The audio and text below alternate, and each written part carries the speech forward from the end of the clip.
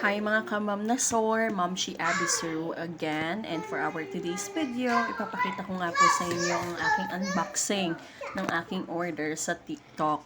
So, dahil yamang labandera lamang nga po ko dito sa aking bahay at every time na maglalaba ako, pili ko napakagastos ko sa sabon.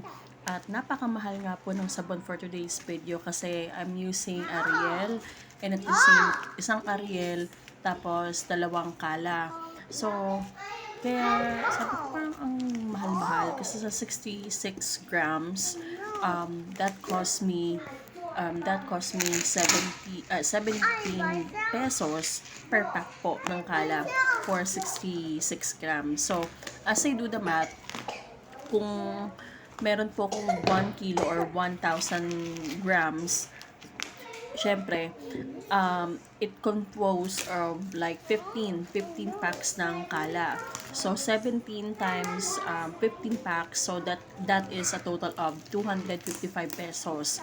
So, kaya nga po nakapag-order na nga po ako nitong DIY na powder detergent. Tapos, syempre, yung aking DIY dishwashing liquid. Kasi nga po, for me, mas makakatipid ako kasi for as much as 289 pesos and 75 cents, sabi dyan is magkakaroon na nga po ako ng 5 kilos na powder detergent at yung ano naman yung aking ano naman ano yun yung dishwashing liquid na premium, parang nabili ko siya ng 250 pesos for 15 liters. So ito po ay personal consumption ko lamang po kasi po, as much as possible, nagtitipid ako, number one, and then number two, parang nililesen ko or nire-reduce ko yung parang, yung mga basura namin, most especially plastic. So, from here or from there, syempre,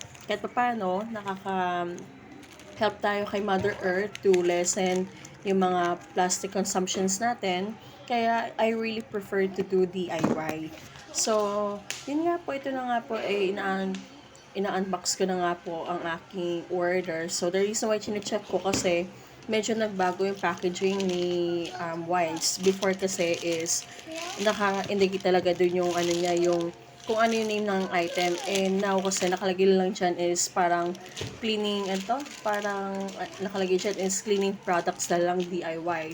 So, kaya ayan, dinoble check ko. And the reason why I gumagawa po ako ng video na ito kasi nakalagay nga po dyan sa box na receive ko, if in any case na mayroong damage or mayroong missing sa item, hindi sila mag-i-issue ng refund if wala kang proof of purchase o proof ng video na ina-unbox mo siya. So, yun na nga po. Yan yung aking powder detergent yan. So, sabi dito, for as much as 289 ata bili ko niyan and 75 cents, makakapaggawa ka na ng 5 kilos ng sabon. So, napakalaking savings na talaga. Itong dishwashing liquid ko na 15 liters yan. Personal consumption ko din yan. So, yun na nga po. Dinodouble check ko talaga kung ano yung mga item na nire-receive ko. Kasi, as much as possible, at least wala akong magiging issue sa seller if in any case na mayroong mga missing item. So mga mamshi, yun nga po yung reason why I prefer to do DIY na nowadays kasi number one, to save money. Number two, to lessen yung plastic consumption ko. Hindi ko man ma-zero, at least ma-lessen ko kasi ayoko na bumili ng per pack. So yun na nga po guys, gagawin ko na nga po yung una muna yung powder detergent ko. Kakatapos ko lang kasi maglaba. Then, naisipan ko nang gawin tong powder detergent. So, yun nga po yung mga ingredients siya or in what's included on the package, yung instruction, yung speckles, ewan ko tamang kung pronounce yan, Ariel scent, yan, foam booster, drying agent. Okay, tapos ito, stain remover. Tapos ano yan? Ito yung Previe powder detergent. Tapos, surfactant. Yan po. Yan yung ating titimplahin. So, guys, napaka no-brainer or napaka no sweat lang po itong gagawin natin dahil ang kailangan lamang natin is planggana, Ayan po. So, as you can see, pinaglalagay ko na dyan lahat-lahat ng mga ingredients. Okay, lahat po ng mga, kung ano nandun sa package, ilalagay ko lang po dyan sa planggana. So, yun na nga po, nailagay ko na nga po yung mga lahat po ng mga materials na kailangan. Raw materials na kailangan sa ating powder detergent. Then, guys, wala kasi akong gloves and I don't have mask. Pero talagang hindi naman siya mabaho kaso ang sakit niya sa ilong pag kaya siguro ni-recommend na kung gagawin mo to is sa open space ka kasi at least hindi ka masasuffocate when you're making this kind of stuff.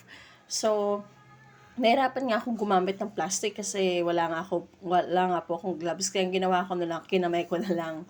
Since ako rin lang, kasi hindi naman siya for personal use naman siya, hindi ko naman siya ibebenta. So, kaninamay ko na lang.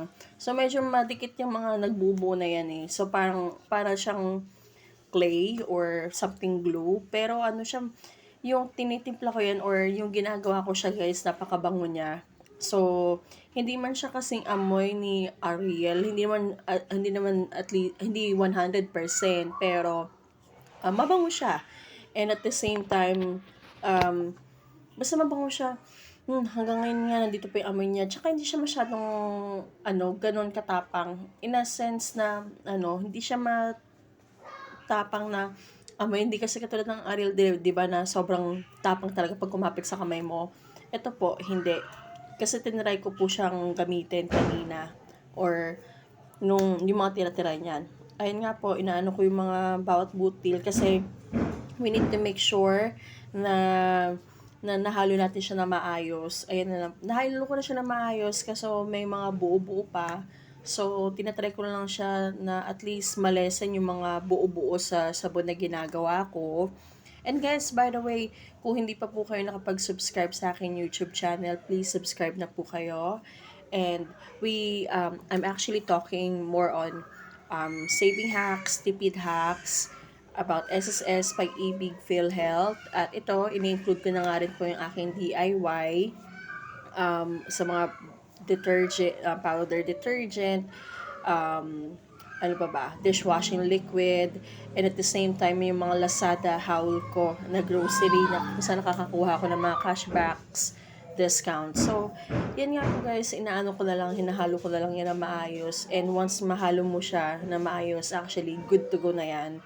So, yun po, kung meron naman po tayong extra funds or meron tayong extra money to buy bulk, I prefer na bumili lang tayo ng bulk gaya nito kasi at least as what I'm saying, at least malilesen yung plastic consumption natin and at the same time, makakatipid tayo. Ayan na nga po, nilagay ko na nga siya sa aking, ito lagayan ko ng biscuit guys eh. So, kasi wala naman na siyang laman. So, yun yung magiging lagayan ng aking detergent. Ayan po, di ba? So, inaano ko pa rin yung mga butil-butil, yung mga hindi ko pa masyadong madurog-durog. Kasi medyo hard siya guys, hindi siya madali, hindi siya yung basa-basa na kailangan pa talaga siguro siyang i-filter. So, yun na nga po guys, tapos na po iyan. And pwede ko na siya gamitin sa aking next labada. Ayan po.